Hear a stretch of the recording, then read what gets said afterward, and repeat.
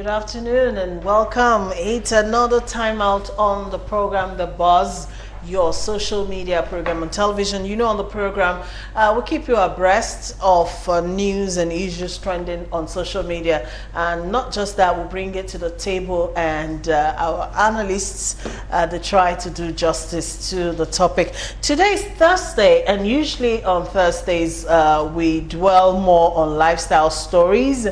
And I know that you know that what we'll be discussing today, of course, will border on what has been trending since the past weekend, and is still trending, surprisingly. Anyways, welcome to the show. My name is Patience Bello Okafor. I welcome you to the program today. Joining me at the table, Pastor Dolly is back again, second time in a week. This is the first time that's happening. Yes, all right, Pastor Dolly is a minister. She's an author. She authored the book Beneath the Glamour, which chronicles the pains, the gains of pastors' wives. That would be, I will read that book now, Patience. I really for the have season to read that we're book. in, you Yes. know, and all of that. Wow. And she's also a marriage counselor. Good afternoon, Pastor Dolly. Nice to be here. Nice to have you here again. Thank you for always obliging us. Also joining us at the table again, Charles is here. Charles Oyenucheya is a regular on this program, Thursday's editions, and he is a child psychologist, amongst other things. Hi, Charles. Yeah, it's my great pleasure to be back. Always great. Thank you for having me, Patience. Hello, viewers. You're welcome to the program. Thank you. Okay, we have a first timer on the show, and she's been beaming with smiles ever since she walked into the studio. I guess she can't wait, you know, to get into the mood of the show. It's a pleasure to have Miss Olusola Beecroft. She is a fashion designer by profession. She's actually the CEO of Asholuge Stitches, and she's also an HR consultant, and she's a life coach, amongst other things. She's into tutoring, mentoring, trainings, and all of that. Good afternoon, Ms. Beecroft. Good afternoon. Wow. I love your hair. I love yours too. Looking good. Ginger. Wow. Thank you, Mom. Good to have you here. And of course, we always welcome you, our viewers, to the show, because without you, there's no us here. We'll just be Ubuntu. Exactly. Welcome to the show, viewers. Remember, you're a part of the show. You can use the number 0802-836-8971, but for SMS only, all right? Don't try and call. You'll be disrupting the smooth flow of this program. All right, let's go straight into what we're discussing today. We actually have 3 topics, but I do not think because of the sensitivity and how very deep, you know, the first topic is, we'll be able to get into the other 2. So we just settle on this one and see how far we can go in terms of creating the needed awareness and also sensitizing the Nigerian populace on how serious this issue is. We'll be discussing rape. So I've titled this Countering the Rape Culture in Nigeria. Well, as we all know, last week Friday, the internet was on fire with the story of Busola Dakolo, wife to Nigerian singer Timi Dakolo. Busola alleged that Biodun Fatoyinbo, founder of Commonwealth of Zion Assembly Koza Church, raped her twice while she was still a teenager. A situation that seems to have marred her for life. Well, this makes it the 3rd time the pastor would be so accused of the same crime, rape. Well, Busola's allegation sparked reactions from lots of Nigerians, who in turn hit the streets. And the following Sunday, in a protest, protesters went to both the Abuja and the Lagos chapters of the church. Consequently, the outcry led to the stepping down of the pastor as the senior pastor of the church, or if you like, taking a leave of absence. This move by the pastor sort of doused the tension a bit, but it's not yet uhuru, if you know what I mean. Well, for a lot of people, stepping down, you know, is an indirect way of acknowledging the fact that there's a problem, which a lot of people have perceived to be like a first victory, you know, in this particular case against the pastor. Well, conversations are still ongoing on the issue, and more attention is being drawn to the subject, which is rape. And that is essentially what we're going to be discussing on the program this afternoon. We're going to be looking in depth into rape, what it is. Are there things that predisposes you as, well, in this part of the world, women are more, open to rape. I'm not trying to say men don't get raped. They do, but we will concentrate more on the women, okay? Are there issues that predisposes women to being raped? And also, what does the law of the land say about rape, and how is it being successfully effected? That's what we're going to be talking about. All right, gentlemen and ladies, if we're to give the dictionary meaning of rape, I'm sure everybody will say almost the same thing, is, forceful, sexual, whatever, with someone of the opposite sex and blah, blah, blah. But can we break it down, to the level where an illiterate person on the street there, we actually understand what we're talking about? Because having talked to a few people about this issue since this news broke, I found out that rape means different things to different people, which is shocking, but that is the reality on ground. So let's attempt to break it down, to the littlest of terms, so that people can properly understand. We start with you, Pastor Dolly. Yeah, when we talk about rape, we're talking about penetration without consent. In other words, if two people must meet, there has to be consent from both. Can we not use the word consent? Can we use a simpler word? Okay, that means the other person must agree. Must say yes. Must say yes. Agreement. If the other person did not say yes, then it shouldn't be. Now, like for the case, in the case of this pastor, some of the conversations that I had, some of the things people were saying was that, okay, she didn't struggle with him, she didn't resist him, so it's no rape. No. So long as it is done without the other person's agreement, it is rape. Even if she started foreplay with you and somewhere along the line she says stop, if you go ahead, you're raping her, because at that point she doesn't want it. Until you penetrate as well, it is not, you have not raped anybody. Until you penetrate, you have not raped anybody. And so if there is anything that is being done prior to that, and it gets to that point and the other person is saying don't do it, you have to stop. If you don't stop, you're raping that other person. That is rape for you. Yeah. All right, Charles. Okay, I have a lot that I'm going to say about this issue, because as you know, patience is something that really boils in my heart. I'm just going to stretch it from where Pastor Dolly stopped, and that's to let our viewers know that the definition of rape has actually evolved. It's no longer just limited to penetration. Okay. As a matter of fact, you can rape people with your words. You can create a suggestive environment that breeds a lot of sexual innuendo, and then sells ideas to people, especially those who are in a lower position of authority to you, that engenders your sexual authority over these people. And now I want to just break down a few things based on I have worked with people who have experienced rape, and I have a first-hand experience of what it's like to be taken advantage of sexually. Now, first of all, rape is not always violent. That's what Nigerians and the world need to understand. Rape is not always a violent issue, because most of the time when we watch movies or read books or hear narratives about rape, it's always like a struggle. The lady or the man is struggling and the other one is forcefully penetrating. Rape is not always violent, especially when it has to do with child sexual abuse. Exactly. It's almost not violent. And people need to understand that. And there are so many psychological issues that bring to the burner in the case of taking advantage of someone sexually, especially someone who is known to you, someone who is respected by you, someone who you look up to as a figure of some sort of authority or covering over your life. And then in children, let me say this. First of all, a child cannot give consent for sexual intimacy. So no matter, I don't care, even if the underage person dances and traipses around you naked, it's your responsibility as the adult, the one who should know more, to help the child out of that dangerous situation. Especially in children.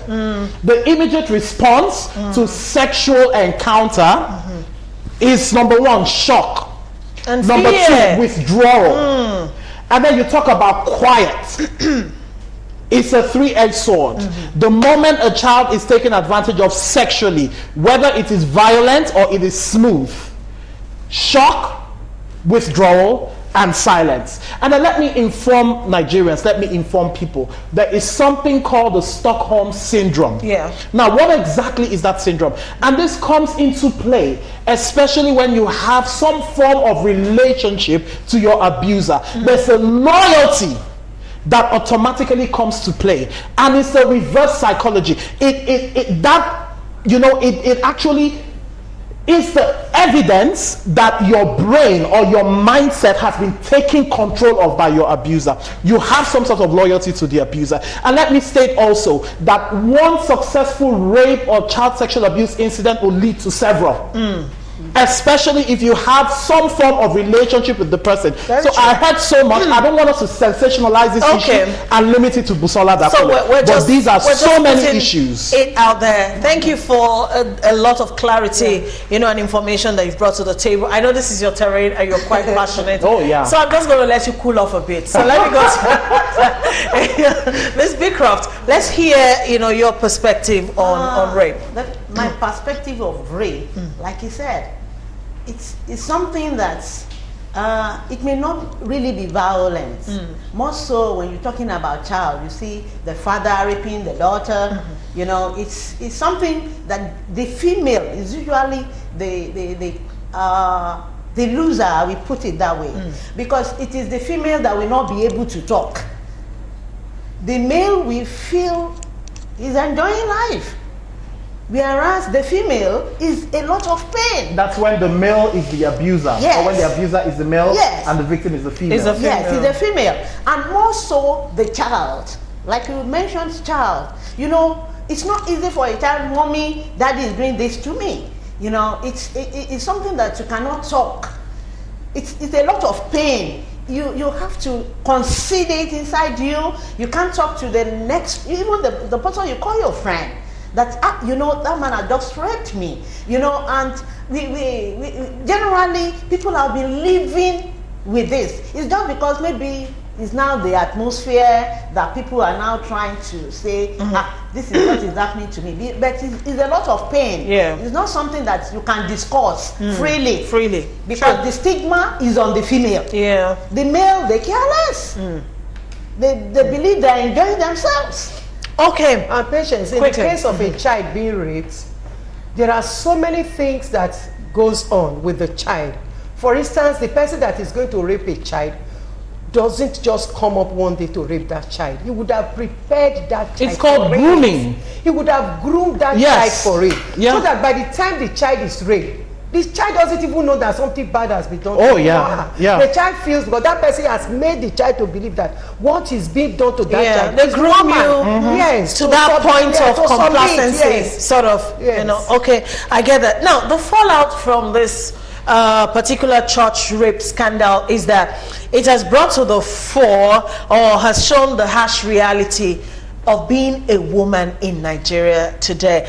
Our ingrained culture and some social attitudes or expectations, of society of a Nigerian woman also in some way predisposes you, to being taken advantage of, if you know what I mean. Now, for a bit now, a lot of protests really have been going on in Nigeria.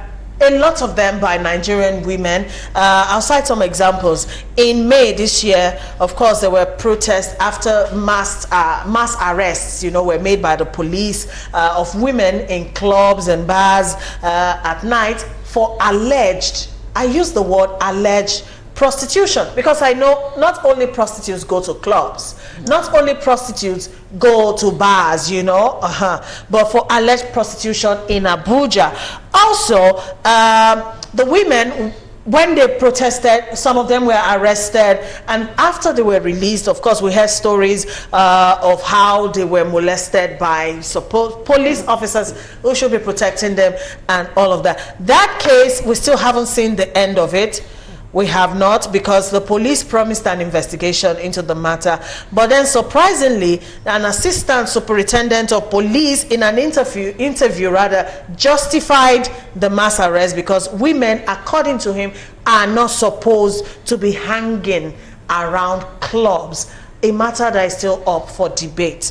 Okay, now recently we saw lots of women coming out to protest at the COSA headquarters and all of that, you know, on the issue of rape. That's because society has put Nigerian women in a disadvantaged position. Let me reel out some statistics for us. Now, Nigeria's statistics on the well-being of women is not very good to look at all. Up to 19% of Nigerian girls already have started childbearing by the age of 15, and by the age of 19 the number rises up to about 37%.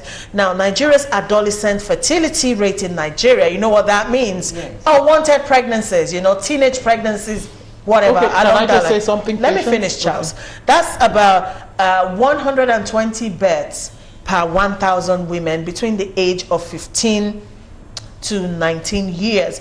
Now, let's come to even the last elections, you know, that just took place in Nigeria. I think I have figures of that somewhere. I think just about 3% or thereabout. I'll get that. Okay, 3% of candidates, 31 candidates out of 938. That's 3% for National Assembly, and that's coming from the two major parties, APC and PDP. Were women, and only 6 of them won. Only 6 out of the 31. And of course, when they were interviewed, some of the women that ran for office spoke about intimidation and how they were bullied, you know, by party officials to either step down or give up their political ambition. Where am I going with this? I'm trying to say even the society, in a way, tries to rape women, if you know what I mean, and take their rights, take that power and freedom. So how do you begin to fight such a gender-based crime like rape when even the society, exactly, as a larger entity, you know, already, it seems like predisposes some women, the system, exactly, to put the woman at a disadvantage. From? It's crazy. We need to go back to the homes. It's from the home. Parents need to pay double attention to their children. Now, it's gonna come as a shock, but I know we've had this conversation, you know, some time ago. I told you, I don't see myself bringing children into this world. I don't want to have children. It's not a dream that I have for myself. And then a lot of people say, why? Like that makes no sense. That's crazy. I simply can't raise children in a world that is like this. Especially female children. I just don't see how that can happen. So we need to go back to the home. Throughout the week, I've gone back, you know, taking stock of some of the cases, the rape cases I've handled, people I've counseled, and, you know, situations that I've come in contact with. And one thing rings through. 7 out of 10 rape cases, the parents of the child who is abused does not believe that child was raped, or tries to hush the child, or tries to shame the child. Okay. It's a sad situation.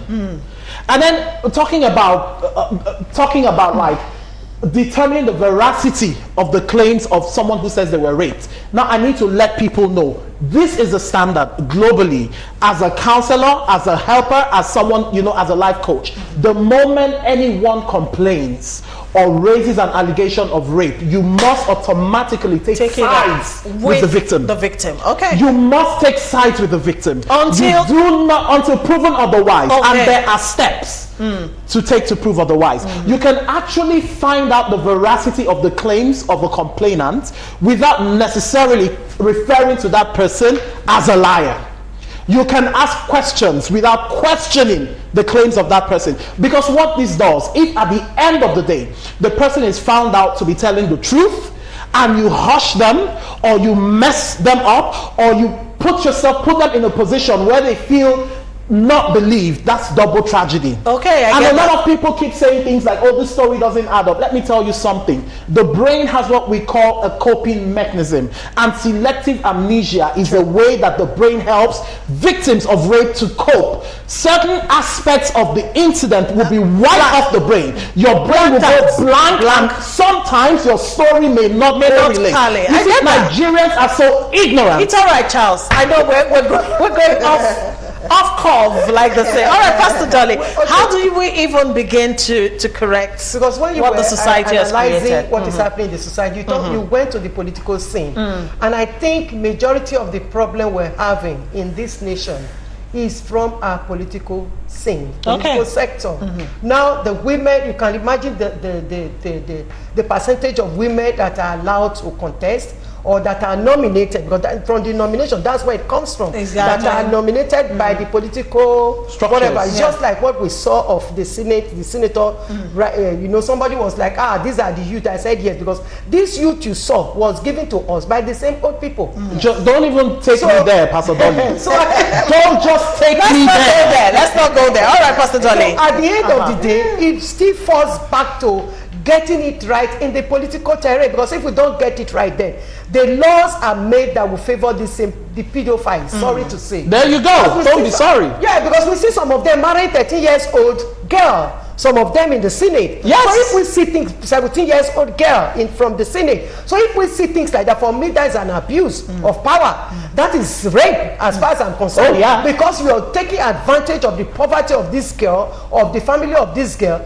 to pretend you want to help them. You go and marry a 13-year-old girl or a 15, 17-year-old girl. It's unacceptable. So I believe it is the political class that is saddled with this responsibility of correcting this wrong. Okay. Until we get it right there, I don't think we can get it right there. How sure are we they will do anything? Most of them are actually complicit in this issue. Yeah. All right, you know, I'm actually shocked. We have women in the National Assembly. After this rape incident came out, none of them has actually come up, except, I have to say except, and that's even going to the presidency, Abike Dabiri Erewa, who did chip in. And she made it a party issue, which is quite disgusting. Hold on. And Loretta Onochie, who is media aide to the president, you know, those two. But other women who are in the National Assembly, none of them have spoken up. Not even any first lady in Nigeria. We have 36 states, 36 first ladies. And one in Abuja. Yes, and one in Abuja. None of them have come out to say or chip in their bit about women being raped in a society like Nigeria. Ms. Beecroft. The situation is so glaring. Like we're talking about the political class, and majorly the problem of women in this nation is where they have putting us. Let me put it that way, because they believe women can be nothing. The men has power over almost everything. And when you're talking about first ladies hearing this, their mothers, they're supposed to say something. They're supposed to be really affected in their mind. They should cry out that this has to stop. Not minding that maybe some of their husbands too, they engage in all that. We can't say that. Don't shake the table, ma'am. I want to break the table. Don't shake this table. Don't shake this table. Because when you really don't know what your husband is doing outside. You don't know. All the night crawling, all that. They bring girls from secondary school, from universities. They share them out among themselves. They mess them up. You know, when you have a situation like this, you are sick within you if you are really a mother. Well said, ma'am. Thank you for that. All right, on that note, let's take a quick break. I think a lot of us, we need to sip some tea, if you know what I mean. All right, we're going to bring you clips from a protest, actually, that took place against rape on the streets of Nigeria. We'll be back shortly. Rape is one crime. People do not know the depth of trauma victims go through. I decided to take this walk because, one, it is underreported. Two, nobody wants to face unpleasantness. People don't want to talk about it. 3, people need to know that things like this happen and a lot of people do not talk about it. 4, we also need to educate the populace on what to do if you are raped. 5, we need to tell the authorities to sit up, and stand up to their responsibilities. And then we also need to protect ourselves, okay? Everybody is vulnerable. And the truth of the matter is, I will first of all start, rape didn't start today, but because we kept quiet all the while, it has become on the increase. So, but now that it's like this, now we have decided to actually come up and create that awareness that we don't want it anymore. It's not a good thing, it's madness. I don't see any, I just can't fathom the fact that an adult will have his manhood up to rape a girl, or a lady will rape a boy, because it's both ways, however we want to look at it, to be honest. Rape is rape. As an adult, for God's sake, it is painful, let alone a little child that knows nothing, that is innocent. Look at the one that just happened and just been buried. My God, it could have been anybody's child. Enough is enough. Rape is evil. And whoever is caught doing that should be castrated. But unfortunately, we're in a country where that cannot happen. It's so unfortunate. But if that can be done, it will be so nice that it will be done. Because at the end of the day, even those at the top are also guilty. So let us all come together and in one voice, just like we have come out today, and say no. Once the person says no, screaming means no. No is no. It's not by force. If you're so interested in doing it, you can just use it and hit on the wall. So that you will feel the pain that little girl is going to feel, for God's sake. Please, I'm against it. There's not much to talk about today than to say no to rape. It is enough. And something just has to be done before it gets to our nephews and nieces. If you have your kids in somebody's house, for instance, you have your child at somebody's house help, the person is there because you can't provide for your own child. So if your child gets raped, most times the parents know that the child was raped or is raped, but they can't help. They can't say anything, because if you say anything, you may not get favor from that person anymore. And most times, people don't even get to believe you. I have my friend who is even 40 now. She's not married. She has not had sex for whatever I know. I can't give her a name, because she was raped at 9 years old. Not just her, not just by one person, her uncle, her cousins. And the day she ever said, the mother said, "Shut up. If you hear, I'm not taboo." So I am talking to mothers, you out there. How can you hide it? Because he's your brother, he rapes your daughter, and you say, don't say it. Rape is inhuman. You don't know the psychological trauma she goes through. I don't support rape. And today we say no and no more to rape. It's becoming unbearable, especially with the ones happening with our kids, our daughters. It's a very wicked act. They should help us see to it. They should set a particular punishment for rapists. It's high time they have to come out to fight for us. They should do that for us.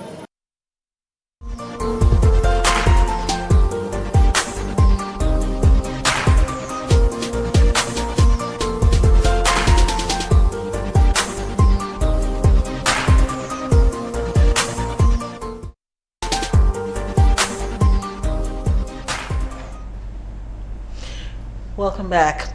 All right, we're still looking at countering the rape culture in Nigeria. Still have Pastor Dolly, Charles Oyenochea, and Busola Beecroft as guests in the studios. Now, let's talk about the process of proving rape. Because one factor we can take away from, the whole incident that started all of this is the fact that a lot of time has elapsed. Now, people are saying a period of 20 years, that's a long time, for you to go way back, to go bring up a case such as rape. How do you even begin to prove that such an act actually happened to you, with all of it? But I want to ask, the elapse of time, does it affect, a case of rape? In terms of proving it, maybe in a law court or something. I don't think it affects if you can still produce if it's not like your word against his word. Exactly, that makes it more difficult. It makes it difficult, but with the fact that there are so many people coming out, that will help the case. with so many people coming out with the same allegation, I don't think everybody should be lying. Well, let's just assume this is an individual case here, and you have that length of time haven't passed. How do you begin to prove this? The truth is, first of all, I want to say, now for a victim who has bottled up, I know someone that bottled up for about 70 years, right? So the length of time, and saying, why is the person just opening up now? It doesn't hold water. Okay. It doesn't even come to play. But we're talking about proving the case. Now, ideally, and that's why they say every rape should be reported in less than 24 hours. And at the moment you're raped, as a lady or as a man, the first instinct you want to do is go take a shower and bathe the person off of you. Because you it's feel advised dirty. Not to do that. Don't do that. So that DNA samples can be taken that will prove substantially your case. But one thing I know is this, patients, in the absence of this DNA sampling, there are intimate questions that can be asked to ascertain really intimate information about this accused. For instance, you could be asked to describe the genitals. Describe, are there tattoos or other things in those hidden places? Exactly. But one thing I need people to know, and I share this emotion because it's really close to home for me. When people speak out about abuse that they've suffered in the past, it's not necessarily because they want the person to pay back for what they did. No. It's a burden that you carry. And the only way you can be free from that evil that's eating you up is to speak. So lots of people are asking questions. What are they after? What does Timi Dakolo want? What they want closure. And this is what I tell offenders. There's nothing that heals like saying, I'm sorry. And being genuine about it. Everyone makes mistakes. Yes, the law should take its course. But there's nothing that gives closure to someone who has been abused like the abuser coming out and sincerely being sorry. Don't even take me to that senator that put out a very silly apology. We're not going to the senator. Let's not go there. Pastor Dolly, thank you. I think Charles has already addressed the issue of proving rape. Now I want to ask, because a lot of people now are confused, because some people assume there must have been some sort of friendship, you know, between both parties before the issue of intimacy came into the question. But since we already have established what rape is, when is it not rape? That is my next question. When it is not rape is when there is an agreement between both parties to do whatever they have to do. Let me break it down to a typical Nigerian setting, a man and a woman, because I've been there, I've done that. Don't judge me, you know. But no, you have raped? No, that's not what I did. No. Come on, patience, I'm just pulling your legs. All right, but what I mean is, let's break it down to what transpires averagely between a Nigerian man and a woman. He takes you out, maybe to a restaurant for the very elite ones, but for the you know, we go to and have pepper soup and all of that. You order this, order that. Already in the mind of the man, that is consent, that you are in agreement with whatever else is to follow. Do you agree with that? No, I don't agree with that. No, I don't agree with that. I believe there is something I always don't like when I watch, even in the movie. Sometimes when a man comes up, is helped by a girl, or a girl helps a man, the next thing is that he's going to marry her. It shouldn't always be that she uses her body to pay for the kindness that is done to her. I don't think that is right. You can help her and just help her and let her be who she wants to be, not to be yours because you have rendered some sort of help. Except you make it clear from the beginning, I have an interest in this girl, I love you, we're together, I want to see you progress, and then I can help you to grow. So my question still remains, when is it not rape? So what I was going to say is that if both of them agree, okay, like he said, it started on that note, and we know that it started on that note. We know where it is taking us to. So at that moment, whatever happens, they both agree to do it. But the fact that you took a lady out, you're just friends, you went out for pepper soup or whatever, and at the end of the day, You expect some you expect sort of something, you payback. just want to jump on her because of that. I think it's wrong. You shouldn't jump. Don't take it like, very wrong. This is what she meant. She should have she should have known. Don't that is my. Don't assume she knows your intention. And really, she doesn't know your intention. People should she's not say what they mean. She's not omniscient. Yeah. She couldn't have known your intention. Yeah. You meant something else, and she meant something else. So don't conclude that, because I took her out for pepper soup, Therefore, because I even touched her. So she should know that that kind of touch I touched her was going to lead to. It shouldn't lead to something. Yeah. She probably just saw you as one of her brothers. Charles, when is I it not absolutely agree. It's not rape when, first of all, the people involved, whether it's 2 people or 4 people or 10 people, everyone has to have consent and want the same thing at the same time. And this is where spousal rape comes in. You're married to a woman, you are in the mood. We've talked about this in the past. And I am of the opinion that as much as possible, every spouse should be able to meet the intimacy needs of their spouse as much as possible. But humanly speaking, that's not always the case. Now, both of you must want this thing, intimacy, agree that you want it, talk about it. Don't assume, like Pastor Dolly has said. You don't assume that because, I actually I had a friend who would always give me, and this is why I'm really skeptical about being so physically, present for someone, like hugs and pecks. And she actually misconstrued that to mean that we were going to have some form of intimate exchange. And that put me the heck off when it eventually came to that. But I made it clear, I don't see you from this light. Don't even bring up this discussion because it disgusts me. I do not see you from this light. So you are not my type. Personal contact as much as possible. And then speak, talk, use your words. Let's know where you're heading. What's your intention? Are you in the mood? Do you want to do this? Are we in agreement to do it at a certain time? When both parties are in agreement, that's when it's not rape. And then let me say something. Let me just bring this in. I mentioned earlier that the moment someone who is in a position of leadership or authority takes sexual advantage of someone who is under them the first time and is successful, it will most likely happen again. Stockholm syndrome will set in. Now, this victim who has been victimized the first time, some time will elapse. Look, predators are smart. They know what they do. And this person in question, I won't be surprised that this is, a pattern. They know what to do. They give you some time to simmer in and soak in what has happened to you. And so the next time they come, there's little or no resistance. Okay. All right. Okay. Let me hear from Ms. Beecroft. In your own understanding, when is it not rape? It's not rape if, peradventure, the 2 people involved, they are not at par. Because if I said, okay, you took me out, that's it. You have your money to spend. We went shopping. Maybe you have your money wine to spend. and dine. You have your money to then spend. I'm just going to say, okay, bye, and I leave. Okay. So simple. But by the time you accepting that, it started just from a little thing. Holding the hand.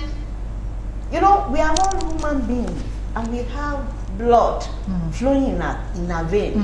By the time a man is just saying, pick this, and the hand is on your shoulder like this, the feelings will come. We are all human beings. And by the time you have the feelings like that, what is next? You have really positioned yourself for the show. Because it's for you to tell the man, you are getting too far. Stop at this junction. By the time you put a stop, and if after that, anything happens, that's a wrap. Simple. Because you've been able to explain yourself, you are getting too far. Maybe from a pet, from a let me kiss your forehead. There are many ways men can come and you believe they love you. More so if, quote and unquote, if you are young, if you are a small child, if you are a secondary school child, and you just see somebody coming around just giving you a peck at your forehead, your ears, or calling you my wife, it's just like sensitive places, then you know trouble is coming. It's just like some time ago, a man called me and he used a word. Because of that word he used, I deleted his number from my phone. Okay. That is the truth. I felt our friendship has to end. Really, because the handshake has reached the elbow. Yeah, so it has to end. Okay. I deleted his number from my phone. And let's make it. Let's point out. No, that guy. I can't even call him to greet him. There you go. Because he has motive that. And you're just being I'm not proactive. with, you understand? And let's make it plain, please. No matter how much the person or the other party says, I want this, even if they jump you, provided they are underage, that is called statutory rape. The moment you have carnal knowledge of an individual who is under the age of 18 in this country, that is called statutory rape. And there's statutory rape and there's status rape. Oh yeah. 13-year-old. It's crazy, you know. Okay, let's see if we can quickly take a couple feedbacks from the viewers. David Dare says the rape issue should be handled from the scratch. Someone can be forcefully raped or forced to rape. Lured to rape. Our children should be taught on things to observe from a pedophile. They should be taught to say no and scream for help or run away from the scene. Prevention is better than cure. All right, thank you, David Dare, for that. Okay. Stop calling.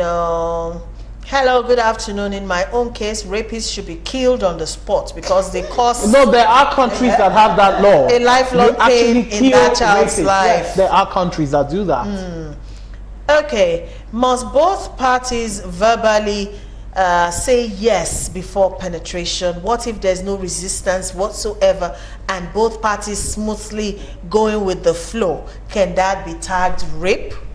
They can That's agree a big without question. No, they can't. They can't agree without being verbal. Yes, they can. But right now, because there's so much uncertainty, the action from the other one will also show the action from the other person will show that it's yeah. You are doing something, the other guy is doing something in preparation. Right? I agree with you, Pastor Dolly, but please, some people are saying maybe we should now start to sign contracts before we have physical intimacy. All right, somebody here has brought a perspective that I was thinking about as well. Okay. Ben says you unseemingly fail to recognize the complex nature. You know, I was talking about the complex nature of humans.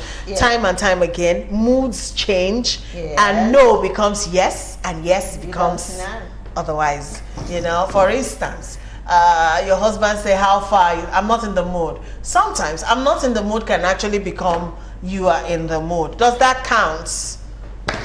You see, well, I think in such case, if the man comes and the wife says, I'm not in the mood, he is the one that is going to put her to switch her. Oh my God, Pastor Dolly, let's give me a high five. Oh my God. So it's your job to put her in the mood, and until you are able to put her in the mood, and vice versa, right, Pastor Dolly? Like when the wife comes and the man is not in the mood, the same thing, you know, has to put the husband in the mood. All right. But please remember what we're saying. They will even enjoy it more if both of them are in the mood. Yeah, okay, but it has to be with whether it's your spouse, whether it's your partner. It can't be someone who is underage. It can't be. We have to run that down everyone's ears. Exactly. Yes. So for that person who just sent me a message saying a 12-year-old slept with 4 men willingly, there's nothing like that. A 12-year-old cannot give consent, you know, when it comes to matters of intimacy. It is rape. Who sent that Somebody message? sent a message. We need to get that person and find out. There is nothing a 12-year-old. A 12-year-old has no business. I want us to look that at it from this angle. In 10 seconds, for that 12-year-old to do that, she must have been under drugs. Or even abused severally prior to that time. Yes. Okay, all right. You know, I actually wanted us to go into the legal, implications of rape, but our time is fast running. But for those who do not know, we actually have laws on rape in Nigeria. Actually, I think about 4 or 5 of them. We have the criminal code. We have the criminal code is applicable in all of the southern states. We have the penal code, which is applicable in the northern states. State. We have the criminal laws of Lagos, which is applicable only in Lagos State. And we have the Violence Against Persons Prohibition Act. And this is applicable only in the Federal Capital Territory in Abuja. And the Child Rights Act, which also, you know, provides some sort of protection, you know, for children who have also been sexually violated and all of that. And if you do it with a child is anyone below the age of 18, punishment for that is life imprisonment. Just in case you're wondering, that person who says a 12-year-old willingly gave in to 4 people, we will find you. We need to find that person, and then he or she has to explain. That is rape. That is rape. That comment sounds really guilty to me. All right, gentlemen and ladies, I wish we had more time. Still a lot more to talk about, but I hope, you know, we've been able to put out some sort of information out there. In 10 seconds, Pastor Dolly, I know you want to say something. I want to say something. What I want to say is that those people that are rape victims, or maybe you are not yet, it might happen to you tomorrow. Please speak out. People may want to stigmatize you. They will say it, oh, she's a rape victim. The talk will just last for maybe 3 months highest. But you would have been able to save yourself of some sort of destruction. Thank you. Burden, 10 seconds, Charles. So get therapy. That's what I really have to say. If you have been sexually violated, if you've been raped, or it doesn't just have to be, you know, sexual violence. Emotional abuse, verbal abuse, physical abuse, get therapy. It does help you deal with the issues. It does help you know that it's not your fault. You were wrong. You were sinned against. You are not the sinner. All right, Ms. Beecroft, 10 seconds. What I need to say is parents, sex education is very, very important. Let them know from the beginning that this is in the olden days, the parents dare not talk about it. But now the time has come for you to educate your children about sex. Let them know it. Like in our church, our pastor has been saying that we have everything about it, and people should try. Parents, women, mothers. And let's be united, you know, in our cry against this horrible crime called rape. Thank you, Pastor Dolly. Thank you, Charles. Thank you, Ms. Beecroft. Once again, nothing justifies rape. She was not decently dressed, doesn't justify rape. She was drunk, doesn't justify rape. She was hanging out late at night in places she shouldn't be, does not justify rape. And let us remember that rape is a crime. It is not a punishment, and let's stop blaming the victims. We'll see you next time on the show. Have yourself a good day.